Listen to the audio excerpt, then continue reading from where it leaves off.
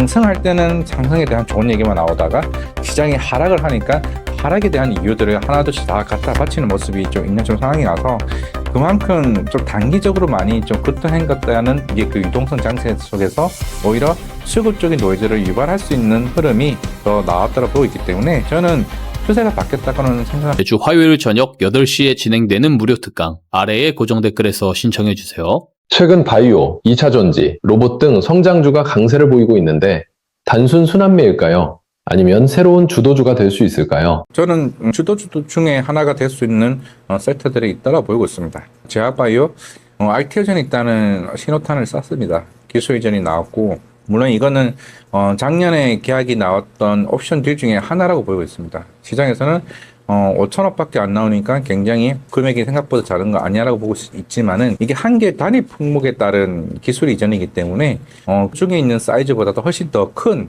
규모라고 좀 보시면 된다라고 보고 있고 오늘 실적도 컨센보다 높게 나왔죠. 그리고 알테오젠은 이달쯤에 아마 독일과 관련된 그 특허 이슈가 마무리되게 될 겁니다. 작년에 나왔고 그게 1년이 다 됐죠. 그에서도 아마 이제 할로자인과의 특허에서 소송이 이제 이기게 될 거고 그리고 추가적인 기술 이전이 좀 임박한 상황이라서 뭐 D&D 파마텍이나 리가켄 바이오나 그리고 페토론 이슈는 아직까지 마무리는 안 되겠지만은 적어도 올해 하반기 사실 제약바이오 자체가 하반기에 주가가 좋은 편입니다. 왜냐면은 빅파마 업체들이 보통 10월, 12월에 대규모 이제 예산은 집행하는 이제 기간이기 때문에 그래서 최근에 이제 아스트라제네카, BMS 합병 논의가 나오고 있는 부분도 그 중에 하나라고 봤을 때 중국의 규제까지 포함하게 되면 제약바이오가 그동안 많이 빠져왔기도 했고 충분히 주도주로 갈 수 있는 부분이고 로봇도 마찬가지입니다. 휴머드 그 로봇 중에서도 유니티 로보티스 20일에 상장하죠. 그리고 오티머스도 11월쯤에 양산합니다. 그리고 현대차도 CEO 인베스트데이가 8월 26일이죠. 그러니까 여러 일정들이 만들어져 있고 지금 우리나라 로봇들이 늘 항상 지금 기대감만 나오고는 있지만은 이제는 증명해야 되는 기간이 좀 왔다라고 보고 있으면은 그 해외 쪽에 있는 로봇 회사들이 본격적인 투자가 들어오기 시작을 하게 되면은 우리나라 대기업들도 오히려 더 가속도를 높일 수 있다라고 보고 있기 때문에 저는 바이오와 로봇 두 회사가 하반기에 주도 섹터를 좀 갈 수 있다라고 보고 있습니다. 소비재, 조선, 2차전지, 바이오 등 순환매가 이어지고 있는데 단기 트레이딩 기회가 가장 큰 섹터는 어디일까요? 저는 조선이라고 보고 있습니다. 소비재는 최근에 뭐 현대백화점 최근에 좀 실적이 좀 좋아지고 있다라고 보고 있지만은 조선 같은 경우는 올 주가가 많이 빠져왔던 측면에서 사실 펀더멘탈은 좋죠. 이번에 하나오션도 OP 마진이 22%나 나왔고 물론 상선 내에서만 이제 우리가 LNG 쪽에 있는 것도 이익이 개선이 계속 크게 나오고 있는 부분이고 제가 왜 단기 트레이딩으로 기회가 있다라고 얘기를 하냐면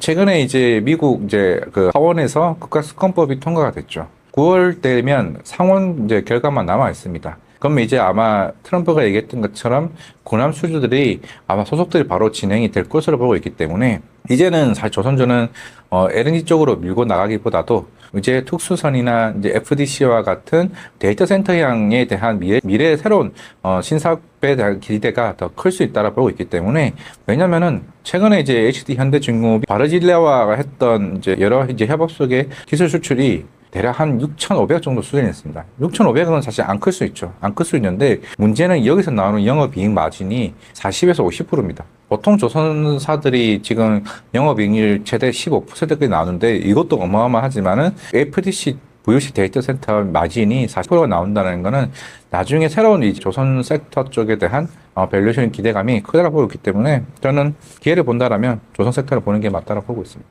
SK하이닉스가 넥스트레이드 프리마켓에서 소량 거래로 하한가 시초가가 형성됐는데 이런 가격 왜곡은 어떻게 봐야 할까요?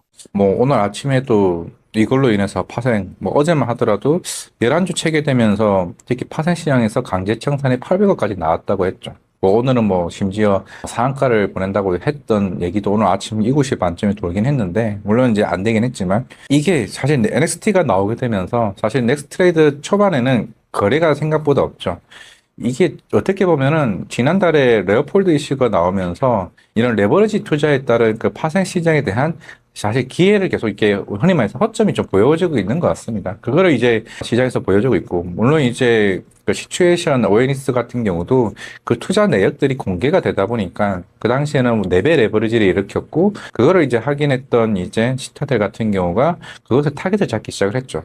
그게 이제 우리나라 시장에서도 파생 물량이 이제 상방으로 쌓여있던 물량들이 이제 SK 하이닉스를 하한가로 보내버리니까 자연스럽게 마진콜을 유도하는 이게 흐름이 좀 시장에서 좀 지속되고 좀 있는 부분이나 보고 있기에 결국 이제 공포 심리를 더 극에 달하는 이제 효과를 발휘를 하는 것 같습니다. 심지어 오늘도 어제도 그렇고 오늘도 그렇고 엔비디아와 관련해서 아직 사실 의무가 확인이 안 되는 부분이 있는데 투심이 변화를 줘버렸죠. 흔히 말해서 뭐 찌라시라고 얘기를 하지만은 보통 삼성전자 하이닉스가 빠져도 다 같이 빠졌습니다. 근데 오늘 그게 시장에 바로 반영이 됐죠. 오늘 삼성전자 풀렸었는데 하이닉스는 4% 5% 빠졌죠. 그게 그만큼 공포심리에 투심이 그대로 좀 반영되는 부분이 아니었나라 생각을 하고 있습니다.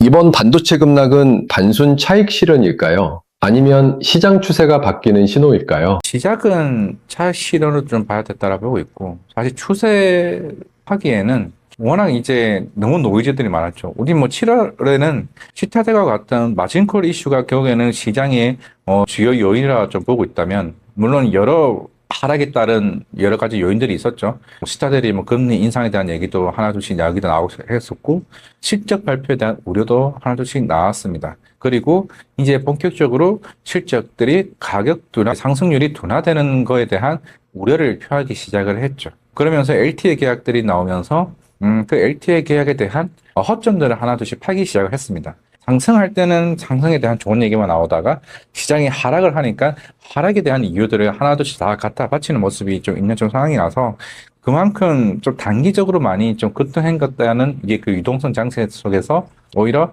수급적인 노이즈를 유발할 수 있는 흐름이 더 나왔다고 보고 있기 때문에 저는 추세가 바뀌었다고는 생각을 하고 있지는 않습니다. 오히려 다시 한 번 더, 물론, 추세가 이미 바뀌었죠.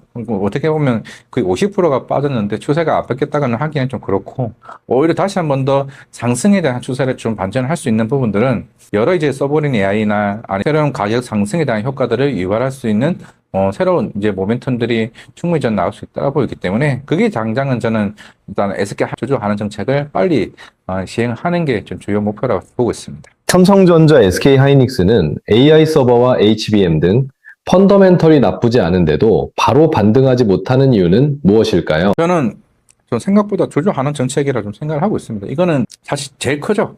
그에 이제 어제 메리시증권 김선우 연구원도 리포트를 내기도 했었고, 전체적으로 지금 이제 순현금 자산들이 연말에 가게 되면 대략 한 380조가 생길 텐데, 엔비디아도 지금 이제 순현금이 연말에 가면 100조 정도 수준인데 그것보다 많이 있으면서도 주주하는 정책을 계속 이렇게 미루는 것에 대한 시장에 대한 목소리가 계속 나오고 있다는 게 좀 주요 요인이라 좀 생각을 하고 있습니다. 결국 주주하는 정책이 나와야 새롭게 이제 삼성전자와 SK 하이닉스의 재평가가 나올 수 있는 부분이고 3분기 실적은 오히려 3분기 실적은 더 높게 나올 수 있는 부분이기 때문에 아마 시장은 이걸 확인하고 가겠다 이 의지가 되지 않을까? 지금 아직은 이제 8월이잖아요. 그러면 3분기 실적이 나오려면은 적어도 10월 초와 11월 말이 돼야 된다고 보기 때문에 그 중간에 지금 난간이 여기서 좀 봉착이 되어 있다 생각하고 있습니다. 삼성전자, SK 하이닉스가 다시 전고점을 돌파할 시점은 언제로 보시며 그 근거는 무엇인가요? 한 뭐 연말이면 좀 되지 않을까라고 생각을 하고 있고 보통 삼성전자 하이닉스도